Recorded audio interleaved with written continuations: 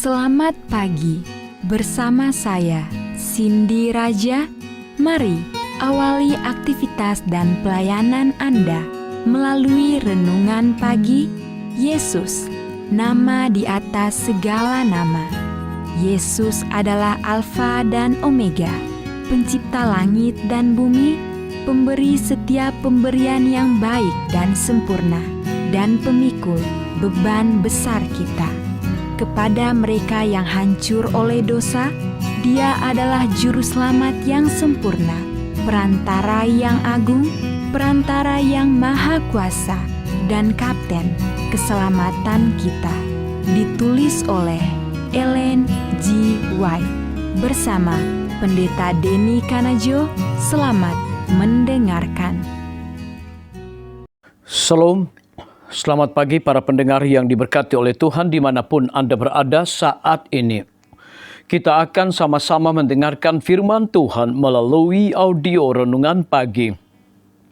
Pada tanggal 3 Juli 2024 dengan judul Penghulu Kebenaran. Sebelum kita melanjutkan bacaan renungan kita pada pagi hari ini, kembali saya mengajak semua para pendengar yang setia untuk berdoa bersama-sama. Bapa di sorga, terpujilah nama-Mu ya Tuhan pada saat ini. Sebelum kami melakukan segala tugas, aktivitas, pelayanan, dan pekerjaan kami sangat rindu Tuhan untuk merenungkan sejenak kebenaran firman Tuhan. Kami sangat butuh kuasa Roh Kudus-Mu dicurahkan kepada masing-masing kami. Terima kasih Tuhan Yesus, ampuni kami Bapa, karena kami sudah berdoa hanya di dalam nama Tuhan dan Juru Selamat kami. Amin.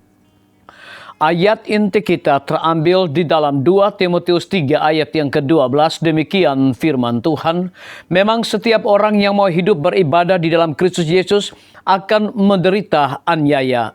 Mari kita ikuti penjelasannya.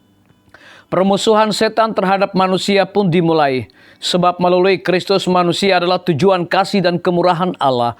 Ia ingin menggagalkan rencana ilahi untuk menebus manusia dan mendatangkan kehinaan kepada Allah oleh menodai dan mencemarkan perbuatan tangannya. Setan akan menyebabkan kedukaan di sorga dan memenuhi dunia ini dengan kesukaran dan kesusahan. Dan mengatakan semua kejahatan itu sebagai akibat pekerjaan Allah dalam menciptakan manusia. Adalah merupakan satu anugerah bahwa Kristus menanamkan di dalam jiwa manusia permusuhan melawan setan. Tanpa anugerah yang mengubah dan kuasa yang membarui ini, manusia akan terus menjadi tawanan setan. Sebagai hamba yang selalu siap sedia melakukan perintahnya. Tetapi prinsip baru dalam jiwa manusia menciptakan pertentangan yang sebelumnya dipenuhi damai. Kuasa yang dibagikan Kristus yang menyunggupkan manusia melawan oknum yang lalim dan diperebut kekuasaan itu. Siapa saja yang terlihat membenci dosa gantinya mengasihinya. Siapa saja yang melawan dan mengalahkan berbagai nafsu yang telah memerintah dalam dirinya akan menunjukkan pelaksanaan suatu prinsip yang seluruhnya datang dari atas. Pertentangan yang terjadi antara roh Kristus dengan roh setan diperagakan dengan cara mencolok dalam penerimaan dunia akan Yesus Kristus.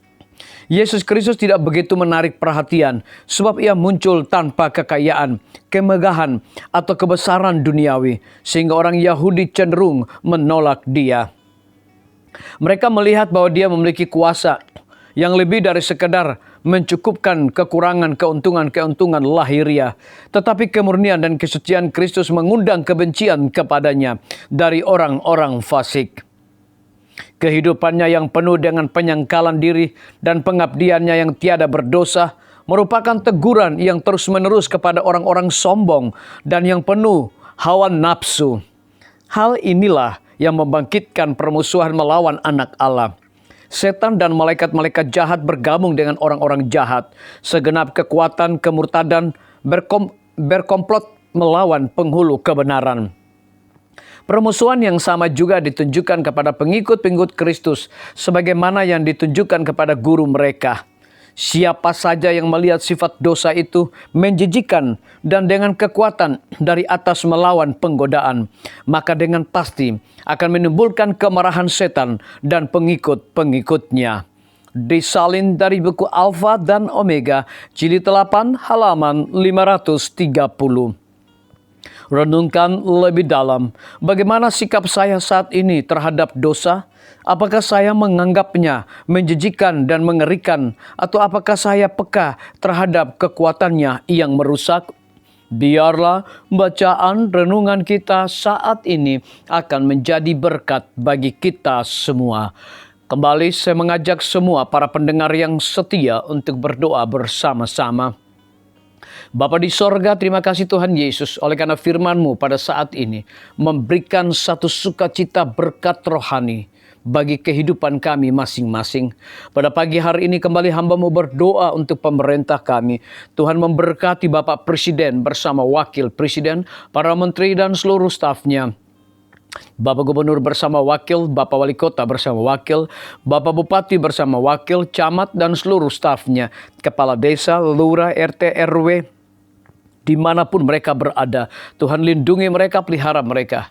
Mereka sangat butuh kuasa Roh Kudus, hikmat dan pengetahuan sorga, agar dapat menjalankan roda pemerintahan boleh sesuai dengan amanah dan titah Tuhan sendiri.